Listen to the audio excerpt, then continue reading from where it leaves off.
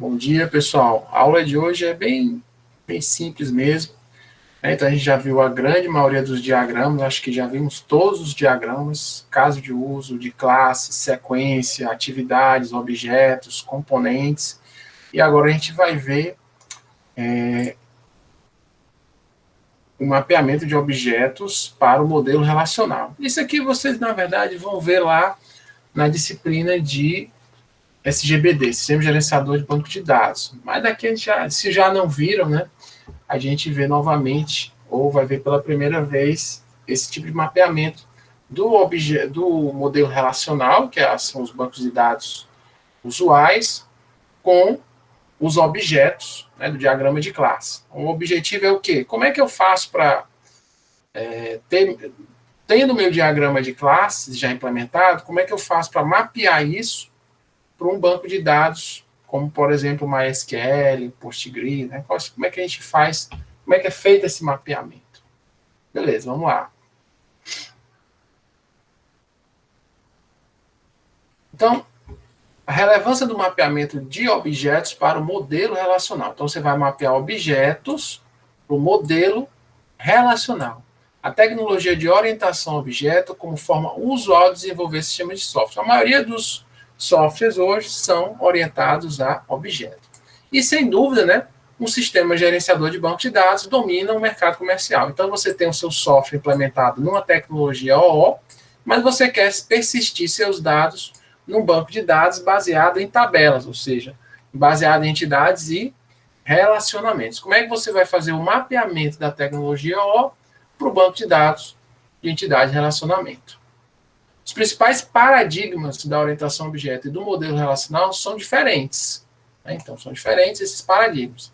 Nos objetos, os elementos, que são os objetos, são as abstrações de um determinado comportamento.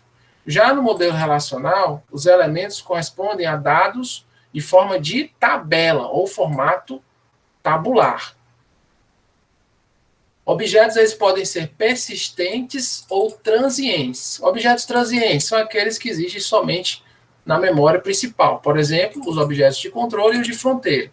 No sistema web, qual seria um objeto transiente? Por exemplo, um carrinho de compra. Né? Você implementa um carrinho de compra, você não precisa persistir esse objeto no banco de dados. Você até pode, se você quiser, né? Para caso a pessoa se deslogue e volte novamente. Mas não há necessidade.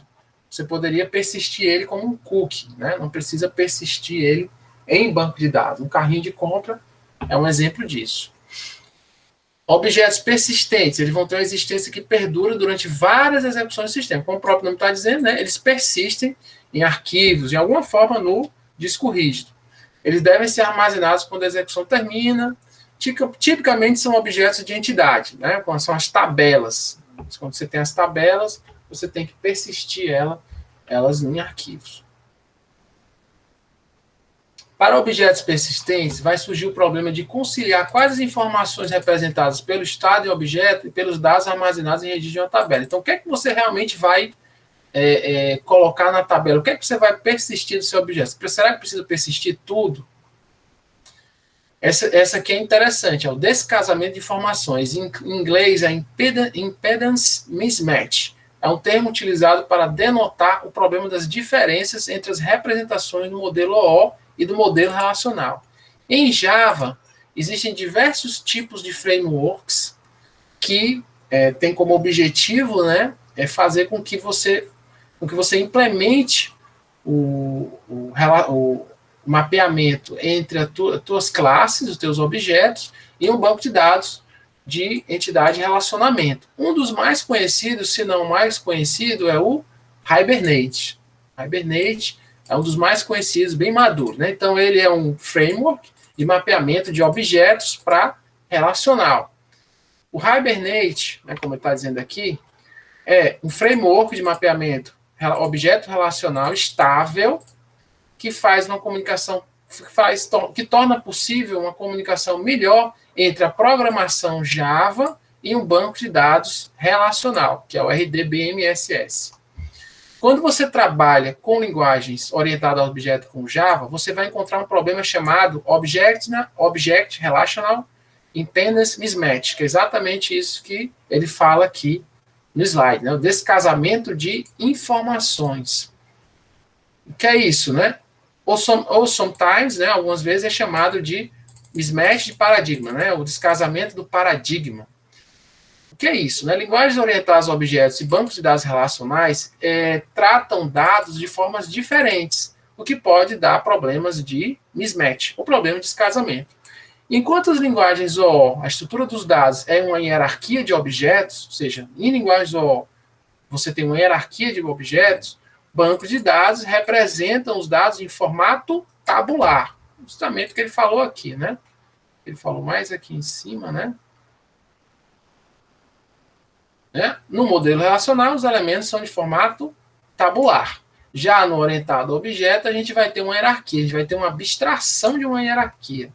Por exemplo, um desses problemas de descasamento é quando o modelo de objetos tem mais classes que o número disponível de tabelas no banco de dados relacional.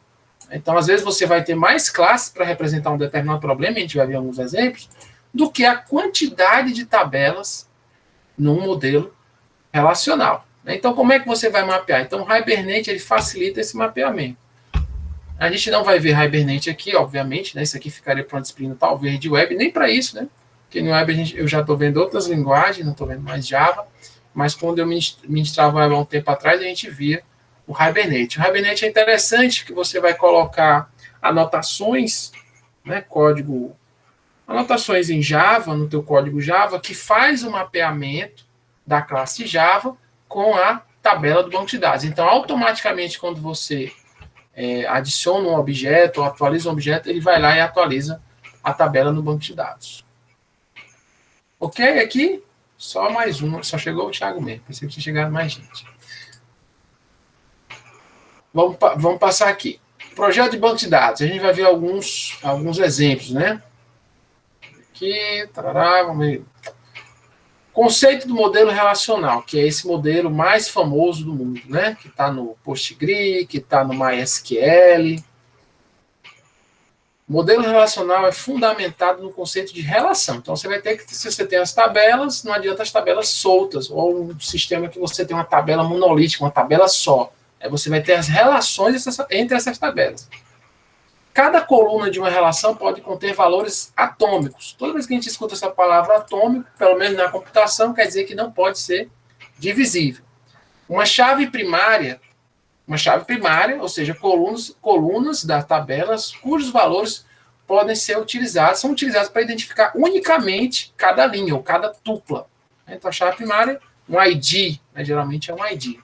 A associação entre as tuplas, né, entre as linhas de uma tabela. Então, a gente faz essas associações através de uma chave estrangeira.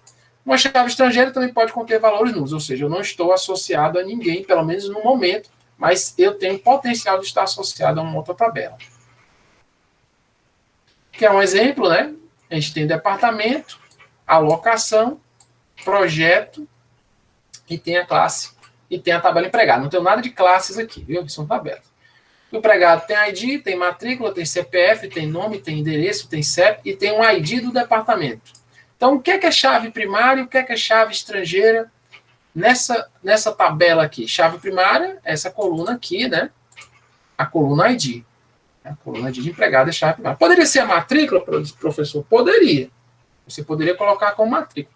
Mas não é uma boa prática de programação, né? Você colocar uma chave primária, como, por exemplo, o CPF, a matrícula, o nome, como um dado da tabela que signifique algo. É interessante que você realmente crie a coluna ID e a coluna ID ela sirva para somente chave primária. Até por questões de otimização do banco de dados. Né? Muitos bancos de dados pedem, né, obrigatoriamente que tenha essa coluna ID. Como a gente vai ver mais na frente agora, os bancos de dados, né, entre aspas, duplas, não relacionais, no SQL. E a chave estrangeira, ID departamento, ou seja, esse empregado aqui, né, o Carlos, ele está relacionado com o departamento 13. O Marcelo também com o departamento 13. A Aldeci não está relacionado com nenhum. Está vendo que a chave estrangeira pode ser nula, né? Não tem problema, não está relacionado agora. o Roberto e a Aline no departamento 14 e o Marcelo no 15. Se você for ver lá na tabela departamento, a gente vai ter os departamentos, né? Por exemplo, o recurso humanos é o 13, o 14 é informática, o recurso financeiro é o 15. Então, a Aline, né? Ou desculpe, o Marcelo, que é o 15, está no 15, ele está relacionado com recursos financeiros. E o gerente desse departamento, né? Você vai ter uma chave estrangeira, né, desse departamento, e o gerente desse departamento é o 6. Aqui não está dizendo em qual tabela eu estou relacionado. Aqui a gente sabe que a chave estrangeira, pelo nome do ID, também é uma boa prática de programação, a gente sabe que esse ID é uma chave estrangeira que, na verdade, é uma chave primária da tabela departamento. ID gerente não fica muito visível o que é, né, esse ID gerente, com que tabela eu estou relacionando essa chave estrangeira. Mas, pelo meu exemplo aqui, é óbvio, né? Fica óbvio que é a tabela empregado. Então, o departamento 15, recursos financeiros, tem como gerente a pessoa 6, né? O empregado 6, que é quem? Que é o próprio Marcelo. Vamos ver um departamento aqui, o 14, né? Tem duas pessoas trabalhando. O 14 tem como, que é o informática, tem como gerente o empregado 2. Né? Então, é esse empregado aqui. É o Marcelo. Veja que o Marcelo nem trabalha no 14, né? Mas ele é chefe, ele é gerente do 14, que tem esses dois empregados aqui, o Roberto e a Aline. Outra coisa também que a gente vai ter aqui é uma relação entre a tabela empregado e projeto. Um empregado, né, pode ter muitos projetos, certo? E muitos projetos, né? E um projeto pode estar relacionado com muitos empregados. Então, tem um relacionamento aqui entre projeto e empregado de N para N. Ou seja, um empregado eu posso estar relacionado com vários projetos e um projeto eu posso estar relacionado com vários empregados. Quando você tem esse tipo de situação, né, quando você tem um modelo relacional onde o relacionamento entre duas tabelas é de N para N, você deve criar. É interessante que você crie uma tabela intermediária. No caso aqui, né, você pode chamar de o que você quiser. Geralmente o pessoal coloca o nome da primeira tabela, underline, o nome da segunda tabela, para saber o que é essa tabela intermediária, mas no caso aqui ficou o nome de alocação. Então você vai ter que o projeto 1, olha só, o ID do projeto e o ID do empregado. O projeto 1, que é o PNADO, né, que tem essa verba aqui, ele está alocado para 2 empregados. O projeto 1 está alocado para 2 empregados. Então, o mesmo projeto pode ter muitos empregados. No caso aqui, eu tenho 1 e o 2, que é o Carlos e o Marcelo. E você nota que o mesmo empregado, 1, que é que é quem? O Carlos. 1 é o Carlos. Ele está em 2 projetos diferentes. Ele está no projeto 1, o PNDO, e ele está no projeto 2, né, no BMMO. Também, né, o empregado 2 também está em 2 projetos diferentes, no 1 e no 4. Ok? Então, quando você tem um relacionamento N para N, cria-se uma tabela intermediária. Né? Você pode fazer com que a chave primária dessa tabela intermediária seja composta pelas 2 chaves estrangeiras, ou, como uma boa prática em programação, você cria um ID mesmo. Você não faz isso aqui, não. Você não cria uma chave estrangeira, uma chave primária dessa tabela, que seja composta pelas 2 chaves estrangeiras, certo? Você não é uma boa prática você fazer isso. Você cria um ID aleatório mesmo, né? Aleatório que eu falo é incremental. Ok? Até aqui, alguma dúvida? Beleza, né? Acho que não. Você já viu a disciplina de banco de dados? Você já foi aluno de banco de dados? Está fazendo, né? Então fica até mais fácil. Passando aqui, né? Agora vem o mapeamento, né? Como é que eu vou mapear classes para esse tipo de relacionamento? As classes, elas são mapeadas para relações. Caso mais simples, mapear cada classe como uma relação e cada atributo como uma coluna.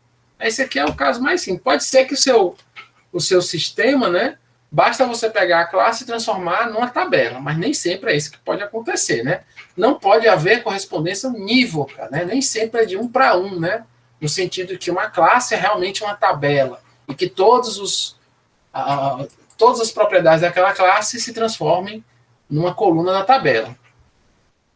Para atributos, o que vale de forma geral é que um atributo vai ser mapeado para uma ou mais colunas. Nem todos os atributos são persistentes. Nem sempre você precisa transformar um atributo de uma classe numa coluna de uma tabela. Aqui a gente tem um relacionamento bem simples. A gente tem um cliente, certo? Aqui em cima ó, é o diagrama de classes. Vou só explicar aqui. Aqui em cima é o diagrama de classe, que a gente já viu. Que relacionamento é esse aqui, né? É a composição. E aqui embaixo a gente tem um modelo de entidade de relacionamento, né? A tabela. O que eu quero fazer é transformar esse cara aqui para esse cara aqui. Então, um cliente é uma classe com nome, telefone, logrador, data de nascimento, idade, está errado aqui, né? E CEP. E todo cliente, né, sempre de 1 para 1, sempre tem um CPF. Não pode ser 0, reticências 1, não. Se eu tenho um cliente, aqui está dizendo que obrigatoriamente eu tenho que ter um CPF. O CPF tem um número e um dígito verificador. Aqui ele achou interessante, a pessoa poderia ter criado um campo CPF? Poderia. Mas aqui achou-se interessante dividir o CPF no número do CPF e no dígito verificador, que são aqueles 2 últimos números, para facilitar alguma espécie de cálculo, alguma coisa de segurança. Bem, foi uma escolha aí do requisito, né? Dividir aqui numa classe à parte ou num campo. Mas como é que eu faço para transformar isso aqui num modelo de entidade de relacionamentos? Tem 2 opções, certo? Aqui não ficou muito claro, mas é o seguinte, aqui você tem uma tabelinha, esse aqui é a primeira coisa que você vai fazer, a primeira opção, ou você faz isso, ou você faz isso. O que é a primeira coisa que você pode fazer? A mais comum, você coloca como chave estrangeira de cliente, né? Você coloca como chave estrangeira do cliente o ID do CPF. Né? Então, o CPF vai ter um ID e você coloca como chave estrangeira de cliente o ID do CPF. Então você tem a tabela CPF com ID, número e sufixo. Você tem a tabela cliente com ID, CEP, nome, telefone, logador, data de nascimento e com um campo, com a coluna ID do CPF, para eu saber que aquele cliente está relacionado com aquele CPF. Ou então você cria, né, uma tabela zona monolítica, certo? Com o objeto CPF. Mas aí você vai ter que fazer alguma forma de concatenar essas 2 strings e colocar aqui no banco de dados. Então, qual seria a melhor forma que você acha? Quais são as vantagens dessa forma aqui? Quais são as desvantagens dessa forma aqui? Quais são as vantagens dessa forma aqui? E quais são as desvantagens dessa forma aqui? A vantagem dessa forma aqui, primeiro, é a mais óbvia, é a modularização. Né? Você cria 2 tabelas, o teu banco de dados ele fica mais bem otimizado no sentido modulado, né? Fica mais bem modulado, fica melhor desagregado, né? Você não tem tabelas monolíticas. Segundo, né, é que você aqui porque o exemplo está simples, você torna essa tabela menos carregada. Você só vai ter um ID apontando para outra tabela. Né? Imagine que CPF tivesse mais coisas, né, mais informações. Se você tacasse aqui dentro da primeira tabela, essa tabela ia ficar uma tabela gorda, né, uma tabela carregada, né, fica complicado. Então a vantagem é que é a modularização e que você tem uma tabela leve.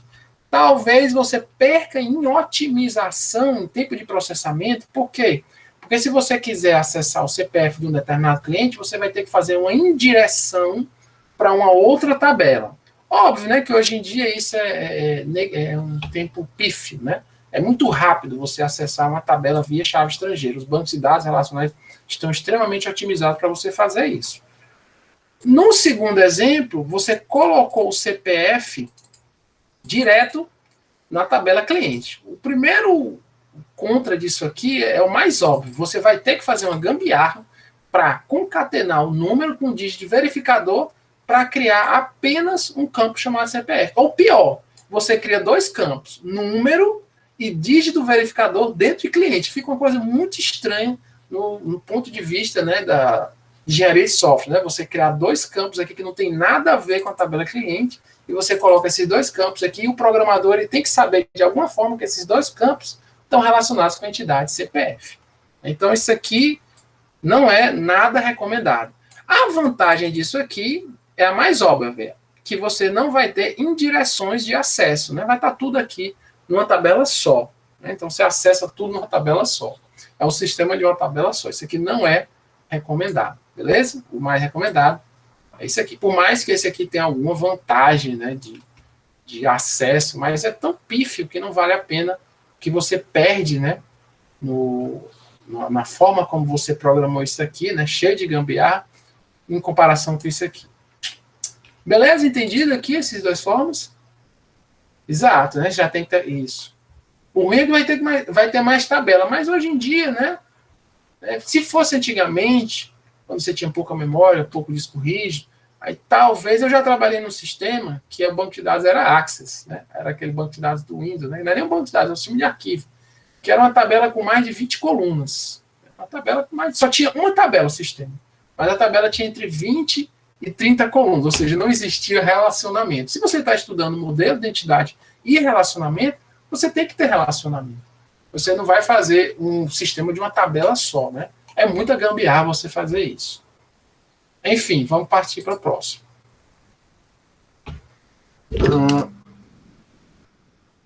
Quando a gente tem associação, a gente vai utilizar o conceito de chave estrangeira, que é esse conceito aqui, né?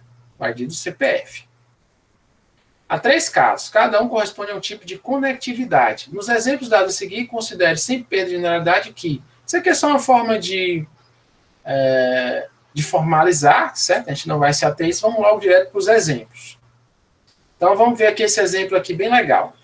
A gente tem primeiro, antes de ver os relacionamentos, vamos ver as entidades. A gente tem um empregado, a gente tem um departamento e a gente tem o projeto, né? Essas classes aqui, empregado, projeto e departamento. Um empregado, ele trabalha no departamento, certo? O empregado, ele trabalha no departamento. Um departamento, ele é gerenciado por um empregado.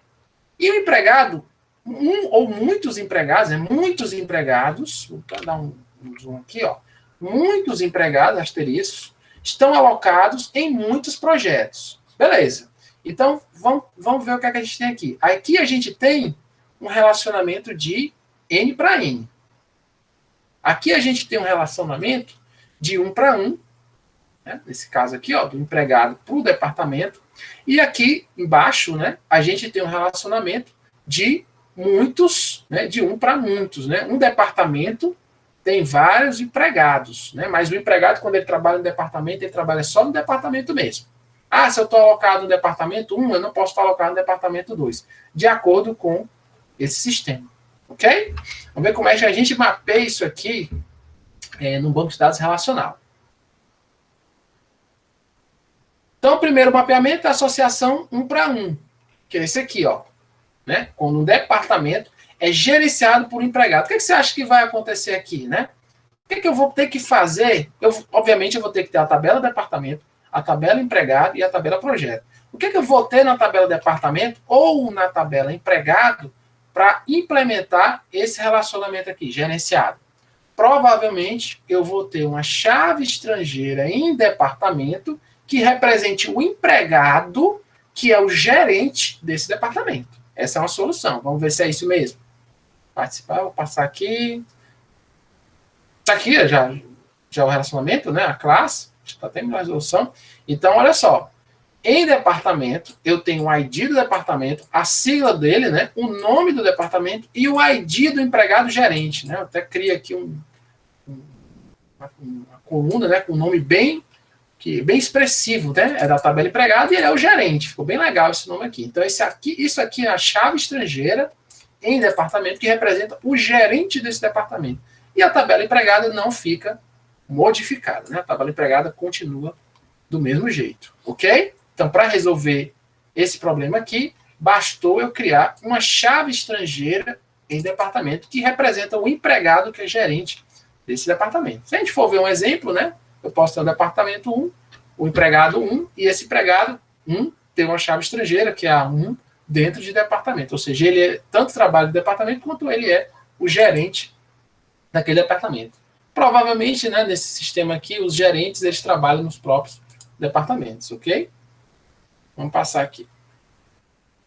Agora a associação de um para muitos, né? Que eu acho que é aquela que está embaixo. Deixa eu ver aqui, ele já desenha aqui embaixo. Vê aqui, passa, pronto. Vamos passar logo aqui. Eu tenho um departamento, certo?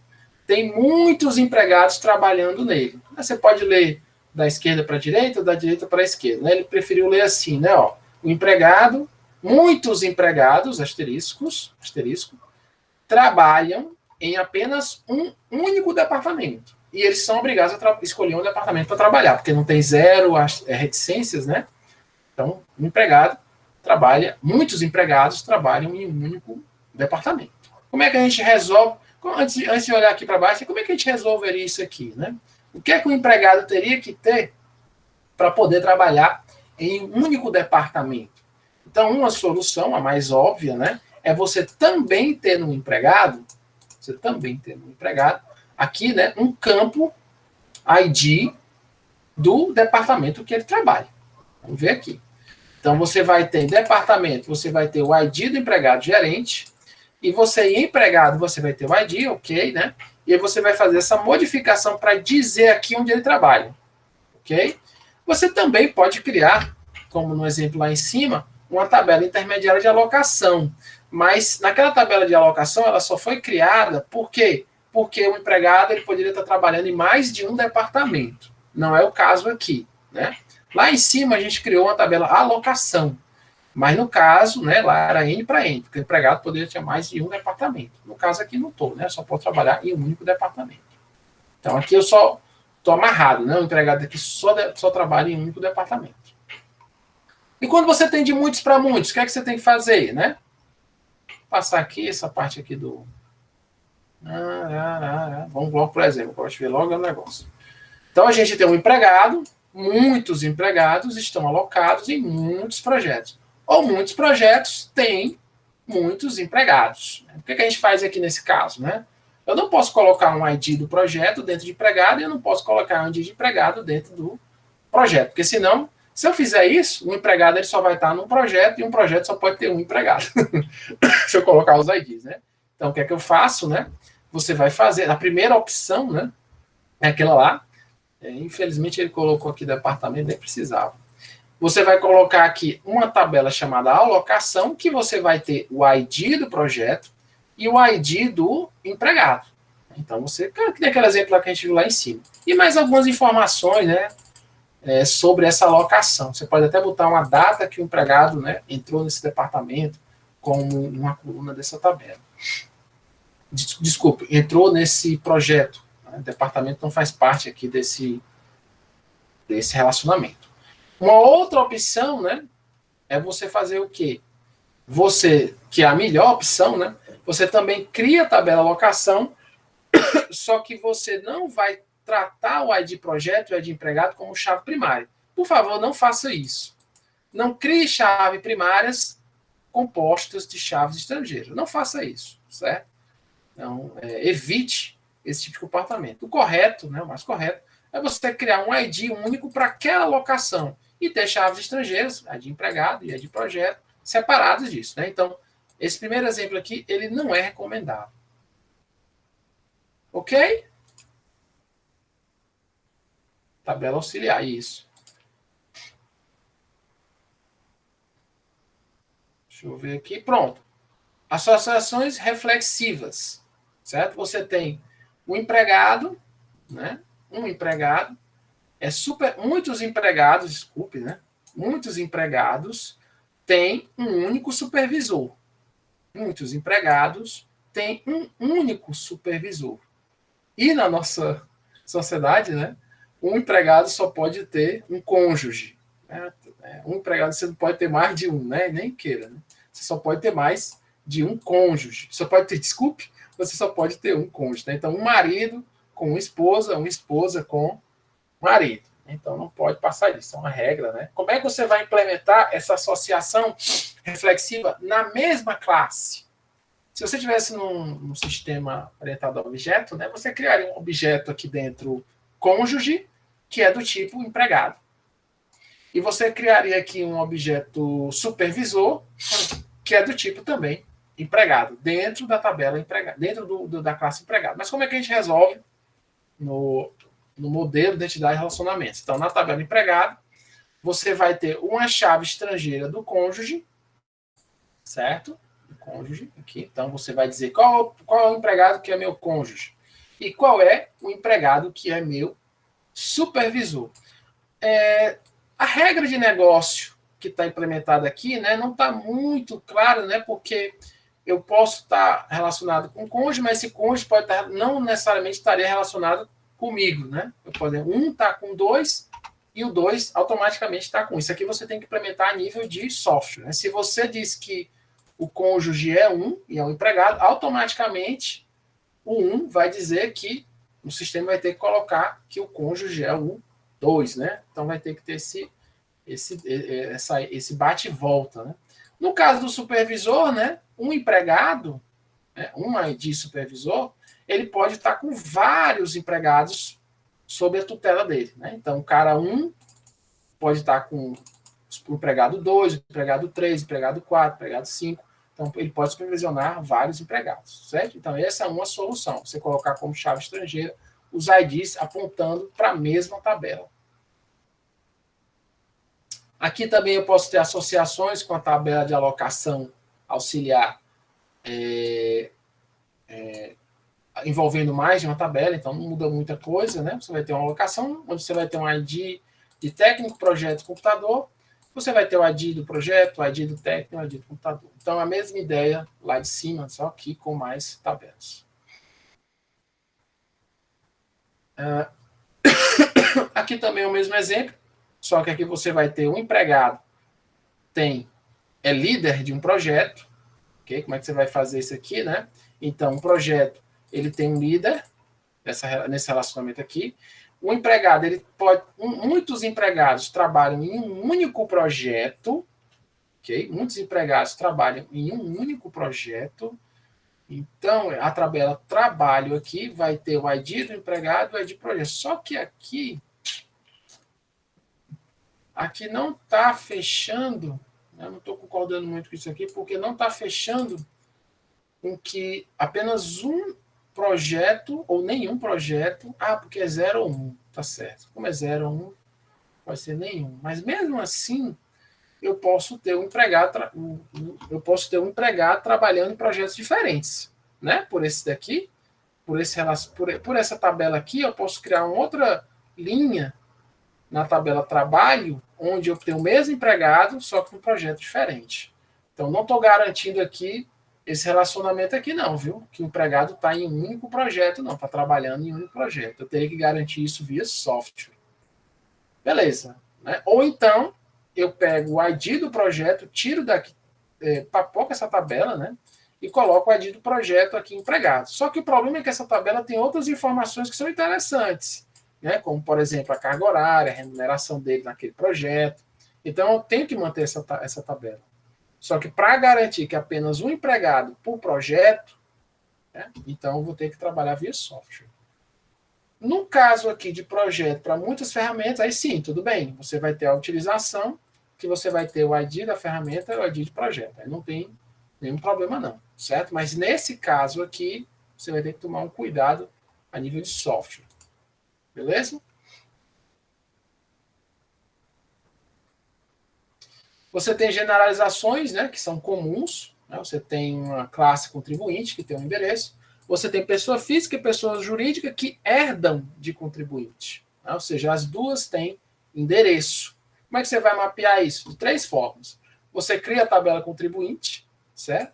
E você, tanto em pessoa física quanto em pessoa jurídica, você vai ter uma chave estrangeira para contribuinte. Essa aqui é a forma mais modular, né? Até porque você pode ter aqui dentro, você pode ter mais informações, porque não tem endereço, né? Não vale muito a pena isso. Você taca aqui dentro o campo. Se você tem esse caso aqui, nesse caso, talvez essa solução seja melhor.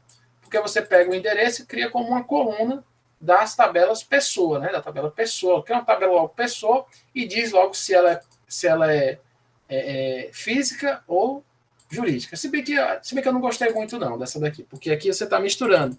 Quando ela tiver CPF, ela não vai ter CNPJ. Ou quando ela tiver CNPJ, ela não vai ter CNPF e CPF. Se ela for pessoa física, não tem muito sentido esse campo aqui, vai ficar nulo, né?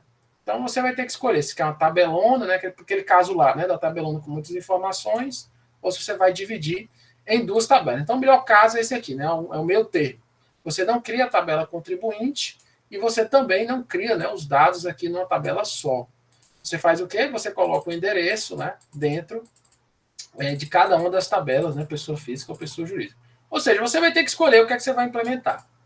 Na verdade, eu acho que eu gostei mais desse aqui, porque esse aqui é o mais escalável, né? Se eu colocar mais coisas aqui em contribuinte, eu não preciso ficar aumentando, né? Ah, digamos que lá na frente, né, o líder do projeto diz, olha, em contribuinte eu preciso de mais dados, né, mais uns 10 atributos. Se tu tiver escolhido esse tipo de implementação aqui, tu vai ter que colocar os 10 atributos aqui e os 10 atributos aqui. Se tu tiver escolhido esse tipo de implementação, tu pelo menos só vai colocar os 10 atributos aqui, mas vai ficar uma bagunça. E se tu tiver escolhido esse tipo de implementação, tu nem vai mexer nessas duas tabelas e só vai mexer na tabela que interessa. Né? Então não tem problema. Beleza? Muito fácil, né? Outra coisa que eu queria mostrar para vocês, é os bancos de dados no SQL, né? Os bancos de dados no SQL, não sei se vocês já viram, é uma grande tendência atualmente, né? Na verdade, há uns 5 anos atrás, que não é na verdade um banco de dados, né? Você está citando agora os dois, né?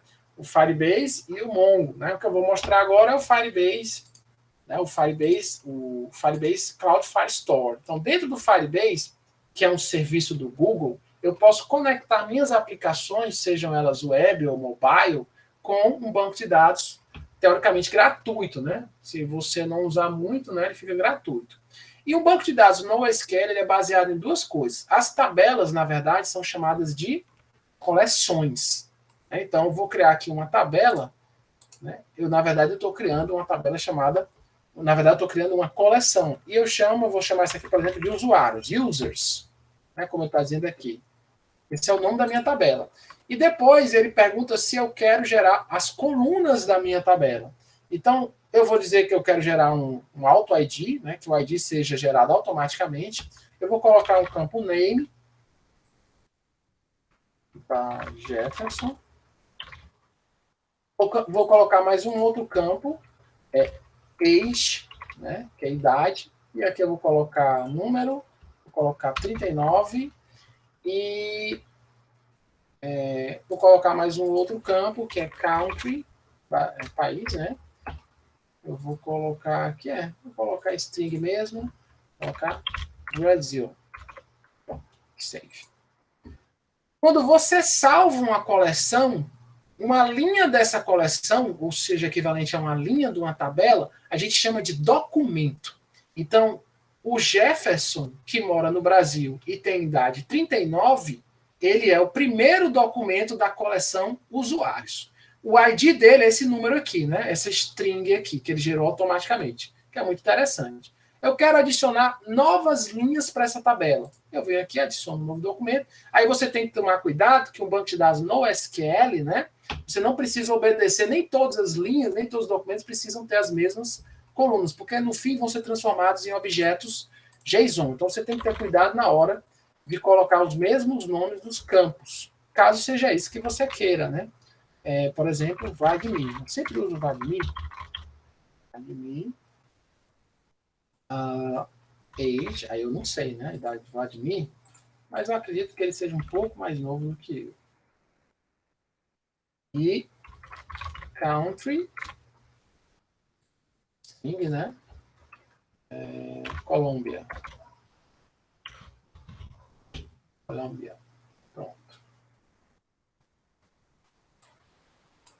Né? E agora a gente tem, né? Aqui o Vladimir, o Jefferson, né? E eu posso acessar esses dados, né? Por a partir de algum software. Eu posso também criar aqui outra coleção, produtos. Vou colocar aqui uma entradinha, já diz logo qual é o primeiro produto que você quer criar. Eu vou botar um nome, name. O produto vai ser um PlayStation 5. Vou colocar aqui price, em dólar, né? Eu acho que number $500, price. Aqui o produto. Eu vou adicionar um outro produto também. Name. Sempre tem que tomar cuidado, né?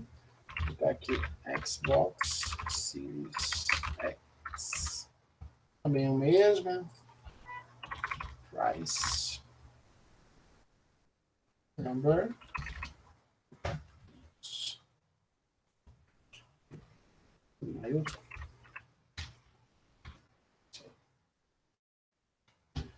Aqui, né, a gente não tem relacionamentos, ou seja, não existe de você colocar, né, no banco de dados no SQL, né, na verdade não é nem bom você chamar de banco de dados, né, porque que é um sistema de arquivo, não existe relacionamento, não a nível do Mongo, não a nível do caso aqui do Firestore, você não tem um relacionamento, você vai ter que implementar esse relacionamento nas suas consultas e a nível de software, né? Se eu quisesse que o usuário comprou, né, determinado produto, né, que seria um carrinho, né? Se eu implementasse um carrinho aqui que teria essa chave primária aqui e a chave primária do produto que eu comprei, certo? Eu não poderia fazer esse relacionamento no banco de dados no SQL, né? Eu faria a nível de software, a nível da minha aplicação. Mas são tipos de arquivos, né? Tipos de bancos de dados muito úteis caso você queira mostrar informações mais limpas. Se você quer muito relacionamento, você trabalha com banco de dados relacional.